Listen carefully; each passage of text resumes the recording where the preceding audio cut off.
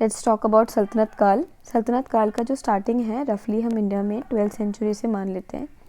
सल्तनत वर्ड का मतलब क्या है? देखो, सल्तनत काल का मतलब है कि इंडिया में ना मुगल्स के आने से पहले ना रफली 5 ऐसे राजवंश थे जिन्होंने रूल किया था। और ये जो सारे राजवंशों के जो रूलर्स थे ना, इनको हम सुल्तान कहते थे। तो जिन्होंने भी अपने आप को सुल्तान की उपाधि ली थी ना, उन सभी राजवंशों को हमने इकट्ठा मिला के सल्तनत बोल दिया है, सल्तनत काल बोल दिया है, जिसमें सुल्तानों का रूल रहा है। ऐसे 5 टोटल राजवंश थे। इसको आप तख्त सल्लू से याद रख सकते हो, TKTSL। इसमें सबसे पहला राजवंश था टर्क्स, फिर थे खलजीज, फिर थे Tughlaq, then Sayyid and then Lodi. थोड़ा मैं ब्रीफ में बता दूं तो टर्क्स कौन थे? ये बेसिकली मूल रूप से टर्की से आए हुए मुसलमान थे, ठीक है। इसलिए हम इनको क्या बोलते थे? टर्क्स बोलते थे। इनको गुलाम वंश इसलिए कहा जाता था क्योंकि इससे जो आए रूलर्स थे ना, जो मुस्लिम रूलर्स थे, वो ज़्यादातर स्लेव्स थे, जैसे अपने बलबन, इल्तुतमिश, ऐबक, ये सब, ठीक है। पहले क्या है, स्लेवरी लीगल थी, स्लेव्स के बड़े बड़े मार्केट हुआ करते थे, वहाँ से स्लेव्स को ख़रीदा बेचा जाता था। देन आए खलजीज। खलजीज कौन थे? अफ़गानिस्तान की एक जगह थी खल्ज प्रदेश, वहाँ के जो लोग थे ना, उन्होंने धीरे धीरे तुर्कों को डिस्प्लेस कर दिया, थोड़े ज़्यादा पावरफुल हो गए। और हालांकि ये मूल रूप से अफ़गानी थे, बट कल्चर इनका टर्किश ही था, ठीक है। तो सबसे पहले प्रॉपर टर्किश रूलर्स आए हमारे यहाँ पे, है ना, जो स्लेव्स थे। देन उसके बाद खलजीज आए, जो अफ़गानिस्तान की एक जगह खल्ज प्रदेश से आए। देन तुगलक्स आए, उसके बाद सैयद्स आए, सैयद्स, और फिर आए लोदी, ठीक है। लोदी जो थे ये बेसिकली अफ़गानिस्तान थे, अफ़गानिस्तान से थे, और इनका जो कल्चर था ना, वो बिल्कुल टर्किश लोगों से अलग था। तो आप ये मान लो कि सब थे तो मुसलमान, बट इनमें भी जो टर्क्स, खलजीज, तुगलक और सैयद थे, वो टर्किश मुस्लिम्स थे, ठीक है। टर्की वाले एरिया से आए थे, तो उनका कल्चर एक जैसा था। और जो लोदीज थे ना, वो अफ़गान थे, उनका कल्चर क्या था? अफ़गानी था। अब इसमें शिया सुन्नी की बात कर लेना, तो इसमें एक अलग डिफरेंस है। ये सब के सब सुन्नी थे, सुन्नी मुस्लिम रूलर्स थे। सिर्फ और सिर्फ सैयद ऐसे थे जो शिया वंश के थे। तो ऐसे याद रख लेना, जो एस वाला है वो शिया वंश है, और बाकी सब क्या है? सुन्नीस थे। ये मतलब टर्क, खलजी, तुगलक और सैयद तो टर्क्स हैं, लोदी अफ़गान्स हैं, सारे के सारे सुन्नी हैं, सिर्फ सैयद जो है शिया वंश के हैं।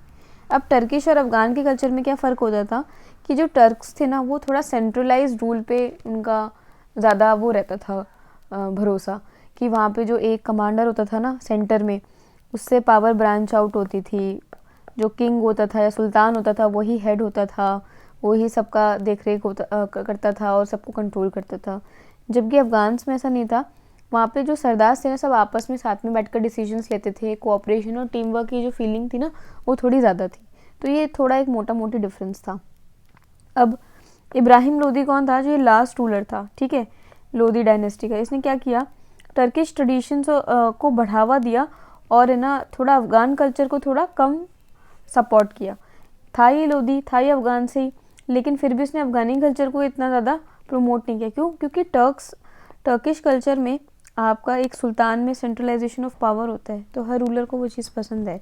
तो सेम लोदी ने भी ये बढ़ावा दिया। इससे क्या हुआ कि जो अफ़गानिस्तान से जो अफ़गानीज आए थे, लोदीज थे, वो इब्राहिम लोदी से नाराज़ होने लग गए, और इन नाराज़ अफ़गानियों ने बाबर को बुला लिया इंडिया पे आक्रमण करने। ऐसा होता था पहले, ठीक है, इनवाइट कर देते थे।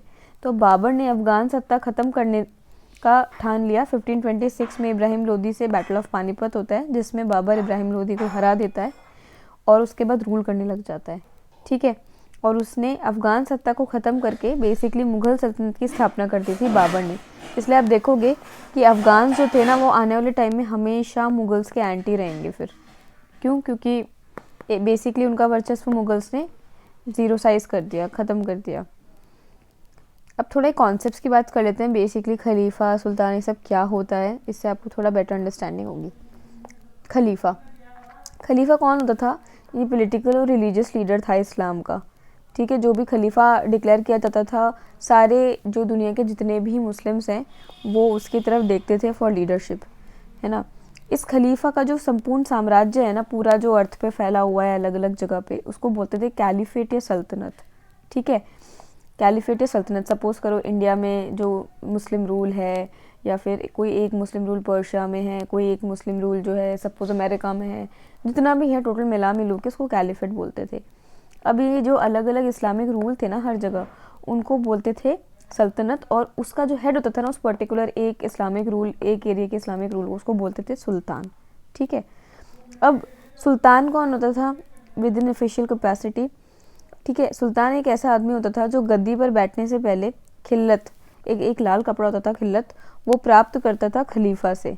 ठीक है, तो एक ये सांकेतिक यानी सिंबॉलिक गिफ्ट होता था जो खलीफा है ना सुल्तान को देता था।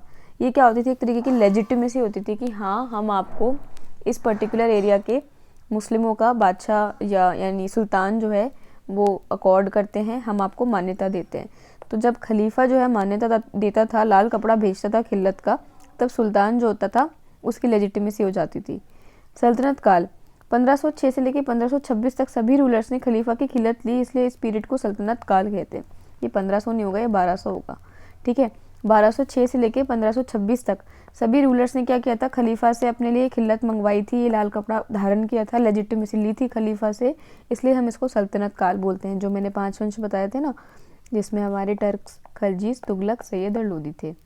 इसके बाद आते हैं मुगल्स। मुगल्स क्या है, इस टाइम तक क्या हुआ था कि खलीफा है ना वो किसी की गिरफ्त में आ गया था, कमज़ोर हो गया था बहुत ज़्यादा। तो बेसिकली मुगल्स ने क्या किया, खिल्लत लेना बंद कर दिया। अब खिल्लत नहीं लिया और ना ही लाल कपड़ा लिया, बेसिकली लेजिटिमेसी ली ही नहीं खलीफा से, तो वो अपने आप को फिर उन्होंने सुल्तान की पदवी उन्होंने नहीं ली, उन्होंने स्वतंत्र उपाधि ग्रहण की जिसको बोला गया पातशाह या बादशाह। इसलिए जो मुगल्स होते हैं वो सल्तनत काल से अलग हो जाते हैं। क्यों? क्योंकि वो खलीफा से मान्यता नहीं ले रहे हैं। अब आपको एक याद होगा इंडिया में खिलाफत मूवमेंट हुआ होता है आगे जाके 1920s में। ठीक है, ये शब्द जो है ये खलीफा शब्द होता है, बेसिकली उसी से डिराइव्ड है। ठीक है, और ये तुर्की जगत के राजा को बचाने का मूवमेंट था। अब इंडिया में अगर खिलाफत नाम से चलाते तो लोगों को बेसिकली एक्सेप्ट नहीं होता ना हिंदूज़ को, इसलिए थोड़ा सा इसका नाम मॉडिफाई कर दिया था। ये एक टिडबिट है जो मैंने आपको एक्स्ट्रा में दे दी। तो ये बेसिकली एक बेसिक इंट्रोडक्शन है। कल से हम थोड़ा सा डीप डाइव करेंगे क्या था क्या नहीं था।